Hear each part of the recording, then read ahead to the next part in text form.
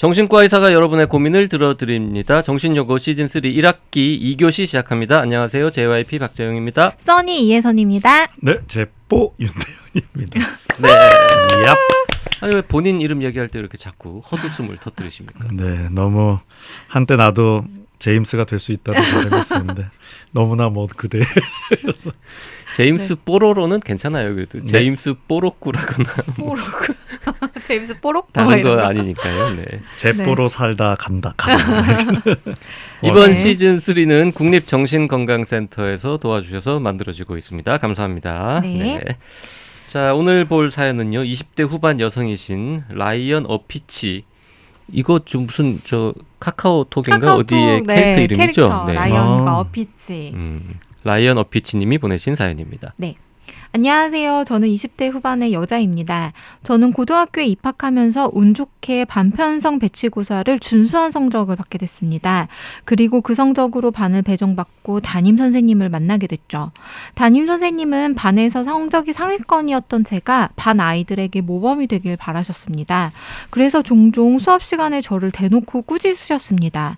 왜 수업 시간에 적극적으로 나서지 않느냐? 수업 시간에 좀 웃어라. 제가 원래 표정 변화가 잘 없고 웃는 상이 아닙니다. 수업 시간에 칠판 앞에 나가 문제를 풀거나 질문을 하는 것도 주로 제가 표적이 돼야만 했습니다. 하지만 이건 제가 더 열심히 공부하길 바라셔서 그렇다고 생각했어요. 그래서 선생님의 기대에 부응하기 위해 자발적으로 문제를 풀기도 하고 질문에 대답을 하려고 했습니다. 하지만 선생님 눈에는 만족스럽지 않았나 봅니다. 선생님의 지적은 이에 그치지 않았습니다. 모의고사와 중간 기말고사를 보는 날이면 제 점수가 잘 나오지 않으면 공개적으로 한숨을 쉬며 제 점수가 형편없다고 말하면서 망신을 주었습니다.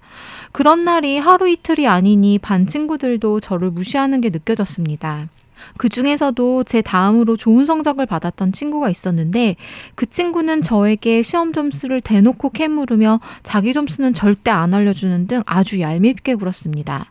근데 선생님은 그에게 수업 시간에 잘 시키지도 않고 대놓고 망신을 주는 일도 없었고 심지어 선생님은 그 애가 아주 착하다며 반 친구들 앞에서 칭찬하곤 했습니다. 그 친구도 수업에 열심히 참여하는 성격은 아니었거든요. 게다가 등수 하나 차이인데 나는 그렇게 망신을 주면서 그 친구는 대우가 너무 다르니 선생님이 더 원망스러웠습니다. 그러다가도 내가 더 열심히 공부해서 선생님 마음에 들면 되지라고 생각했습니다. 하지만 점점 그 친구가 저보다 성적이 잘 나오게 되었어요. 그러던 어느 날 2학기 기말고사를 끝낸 지 얼마 안 되어서 그 친구가 교무실에 다녀와 제게 이렇게 말하더군요. 야, 선생님이 너는 왜 성적이 점점 떨어지냐고 한다? 교무실에서 그렇게 말하는 거면 다른 선생님들도 다 들었을 텐데. 그리고 심지어 그 친구뿐만 아니라 저보다 성적이 훨씬 떨어졌던 다른 친구도 옆에서 얄밉게 맞아 라며 거들더라고요. 왜 하필 저를 괴롭히는 그 친구에게 그런 말을 해줬을까요? 왜 그때 당장이라도 선생님께 달려가 따지지 못했을까요? 그 당시에는 담임 선생님이니 같은 반 학생에게 저 정도 말은 할 수 있는 거지 라며 애써 저를 달랬는지도 모릅니다. 하지만 이제와 생각해보니 그저 소동을 만들기 싫었나 봅니다. 이제 곧 2학년으로 올라가니 조용히 덮고 싶었던 것 같습니다. 3학년이 된 어느 날 친구들과 수다를 떨던 중 우연히 그 선생님 이야기가 나왔습니다. 저는 그 자리에서 충격적인 얘기를 듣게 됐어요. 선생님이 우리 반뿐만 아니라 다른 반에 가서도 제 뒷담화를 했다는 얘기를요.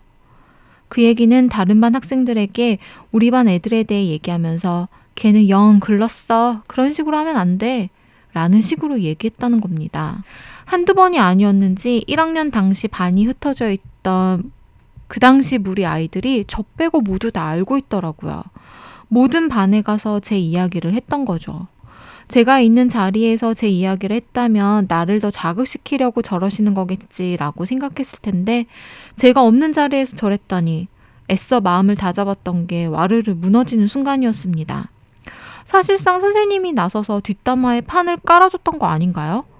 선생님이 나서서 그런 얘기를 하면 장단을 맞추는 애들이 있었을 테고 나머지 아이들은 오죽하면 담임 선생님이 저렇게 말을 할까라고 생각하는 건 안 봐도 뻔했습니다. 정말 화가 나고 어이가 없었지만 2년이나 지난 일을 그때 가서 따지기엔 명분이 없다고 생각했습니다. 저는 1학년 때 같은 반 아이들이 선생님에게 욕설을 섞어가며 뒷담화를 할 때도 그래도 선생님인데 애들이 너무하다라며 혼자 생각하곤 했습니다. 맹세코 친구들에게도 선생님 뒷담화를 한 적이 없습니다. 선생님 말씀이라면 무조건 따라야 해. 내가 잘못한 게 있으니 선생님이 저러시는 거겠지. 다 내가 잘 되길 바라시며 저러시는 거겠지. 라고 생각했던 제가 너무나 한심합니다. 그 일 이후로 사회성이 자라지 못했다고나 할까요? 벌써 10년 가까이 지난 일인데도 저는 아직 제가 19살에 머물러 있다고 생각합니다. 그 선생님은 교직 생활을 지금까지도 하고 계시고 저와 같은 아이들이 또 상처받을 걸 생각하니 화가 치밀어 오릅니다. 왜 그랬냐고 따져 묻고도 싶지만 얼굴을 보고도 싶지도 않고 대화를 하고 싶지도 않습니다. 제가 또 상처받을까 봐요. 저는 이제 어떻게 해야 하는 걸까요? 그냥 이대로 묻어둬야 하는 걸까요? 제발 도와주세요. 네. 이게 20대 그 10년 전 이야기네요. 네. 10년 전 학교 때 선생님한테 서운했던 게 아직도 마음에 남아서 네. 괴롭다. 있죠. 그래서 뭐 이 정도면은 이제 트라우마, 네. 과거의 기억이 현재에 이제 영향을 주고 있는 건데요. 특히나 이 고등학교 때 이제 그 10대 때는 되게 섬세한 시기인데 뭐 그냥 오래 지났는데 털어 뭐 이런 식으로 할 건 아니다라는 거죠. 근데 좀 명확히 해야 될 게 네. 이거는 선생님이 잘못하셨네요. 그럼요. 이건 네, 100%. 제가 생각해도. 그러니까 일단 거기서부터 풀어야 됩니다. 네. 네, 선생님이 잘못하셨던 거고 사연 보내주신 분이 선생님 말씀이라면 무조건 따라야 돼. 내가 잘못한 게 있으니 선생님이 저러시는 거겠지. 이건 나쁜 생각은 아닌데 우리가 옳다고 배우는 것들이 상황에 따라서는 안 맞을 수도 있거든요. 네. 이게 전제가 뭐냐면 좋은 선생님 말씀이라면. 그렇죠. 그러니까 좋은 선생님이 아니면 이런 일종의 이게 나를 프레임이라고 볼 수 있죠. 내 생각과 행동, 감정을 이렇게 바라보게 하는 프레임이라고 할 수 있는데 프레임의 교정이 필요한 거죠. 나쁜 선생님한텐 쟤는 그냥 나쁜 거니까 이 그쵸. 프레임을 그쵸. 쓰면 안 되는 거고 또 보이는 게 10년 가까이 지난 일인데 19살에 머물러 있다고 생각이 드시는 거지 절대 머물러 있는 건 아닌데 머물러 있다는 생각이 나를 굉장히 움츠러들게 할 수 있거든요. 네. 그래서 일단 이렇게 어려운 이야기를 한번 우리 정신여고에 이렇게 쓰신 것 자체가 저는 큰 힐링의 시작이라고 생각이 들고요. 그래서 세 가지 좀 키워드를 말씀드리고 싶은데요. 요즘 뭐 메타가 유행이잖아요. 네. 이게 초월이라는 뭐 접두사인데 좀 유행한 지 좀 됐는데 IQ보다 더 중요한 게 이제 IQ가 인지인데 네. 메타인지다 이런 얘기를 하잖아요. 그게 이제 내 마음을 요즘 팩트 체크 유행이잖아요. 네네. 내 마음을 팩트 체크하는 또 다른 내 마음이 메타인지인 거죠. 예를 들어서 학교에서 내가 이렇게 뭐 문제 풀고 그러는데 선생님이 넌 좀 웃어라. 뭐 이런 이야기가 이것도 잘못된 거고요. 그 문제 푸는데 왜 웃어요? 저는 웃지 말라는 얘기를 그렇게 많이 들었어요. 나 결혼 시간에 엎드려도 뻗쳤어. 난 내가 웃는 줄 몰랐다니까. 웃냐? 막 이런 거예요. 비웃냐? 뭐 어쩌라는 거야? 가만히 있는데 웃는. 근데 이제 그거에 대해서 난 선생님한테 지적을 받았으니까 난 안 돼.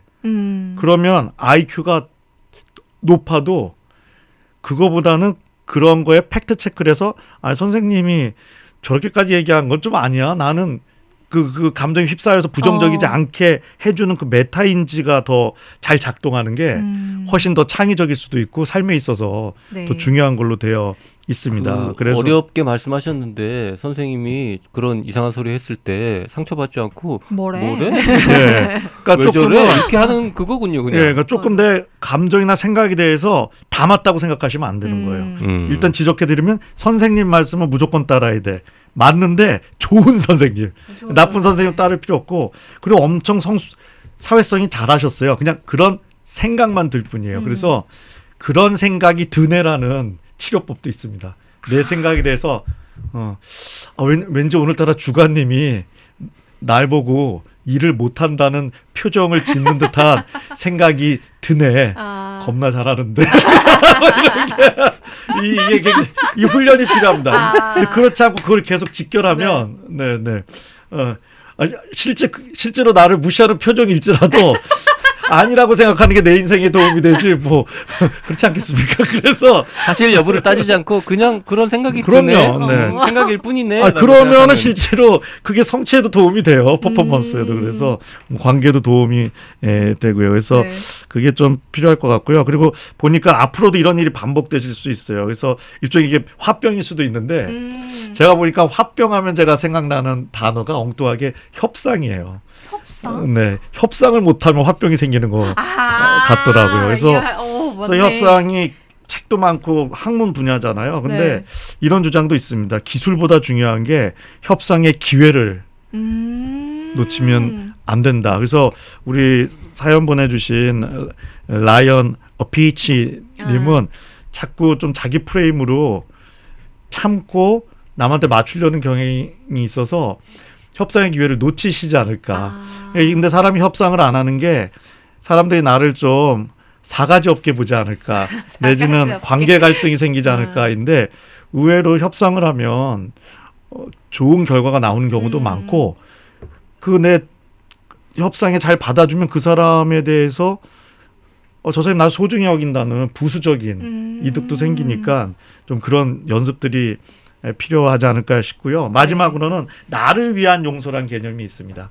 선생님을 진짜 용서하는 게 아니라 선생님은 용서하실 필요 없어요. 내가 보기엔 나쁜 선생님이에요. 나를 위한 용서는 뭐냐면 아니 저 사람 때문에 열받는 것까지도 그 속상한데 계속 용서를 못하면 내 몸이 망가지거든요. 마음을. 그래서 나를 위해서 진짜 용서가 아니라 그냥 용서를 선언하는 거죠. 넌 나빠. 널 진심으로 용서하는 건 아닌데 내가 시스템적으로는 용서하겠다는 거죠. 주관님을 용서할 수는 없지만 주관님 때문에 화는 안 내겠다는 거죠. 두 개는 가능한 거거든요. 네. 그렇군요. 사랑합니다, 주관님. 저는 이 사연 읽으면서 하나 든 생각이 아직도 19살에 머물러 있다고 생각합니다라고 하신 게 혹시 29이면 이제 사회생활도 하실 거고 직장을 다닐 가능성이 높은데 그러면 상사를 만나게 되잖아요. 학교에서의 선생님과 비슷한 위치에 있는 상사들을 만나게 될 텐데 그걸 좀 선생님으로 투영하셔서 그런 거 아닐까. 만약 그런 비슷한 저 상사는 내 19살 때 선생님 같아 라는 그런 생각이 들 때 혹시 그거를 깰 수 있는 방법 같은 게 있을까요? 그러니까 이게 팩트 체크가 필요한 거죠. 우리 라이언 어피치님 마음에는 좋은 마음이긴 한데 모든 사람한테 인정받고 싶다는 생각이 계실지 몰라요. 이거 진짜 힘든 길입니다. 아니, 행복할 수가 없어요. 그게 있으면. 제가 이게 보니까 그렇게 태어나신 분도 안타깝지만 소통이 워낙 어려운 성격 장애가 열에 한 분이에요. 그리고 그 정도는 아니었는데 제법 어려운 분이 열에 3명이에요. 그럼 벌써 내 주변에 열에 4시죠? 그러네요. 나머지 5은 소통을 어느 정도 하는데 나랑 케미가 안 맞아요. 그럼 워낙 열에 1명이 9이 안 맞아요. 나머지 하나도 잘 맞는 건 아니고 그냥 그래. 잘 맞으려면 좀 보세요. 우리가 잘 맞으면 100명에 하나? 그러니까는 그런 좀 그러니까 뭐 미움받을 용기라는 게 그런 거잖아요. 나 좋아하는 사람이랑 잘 지내고 누가 미움받는다고 해서 그게 꼭 내가 나쁜 건 아니다. 뭐 그런 얘기. 제뽀님 오랜만에 보니까 되게 전문가 같죠. 명언들을 이렇게 계속 막 시간마다 투척하는데 그러니까. 이거 지금 1명, 3명, 5명, 1명 이거 누가 만들어낸 겁니까? 이것도 직접 만든 겁니까? 그렇죠. 제가 뭐 따로 책을 읽지는 않으니까. 이야, 이거 좋네.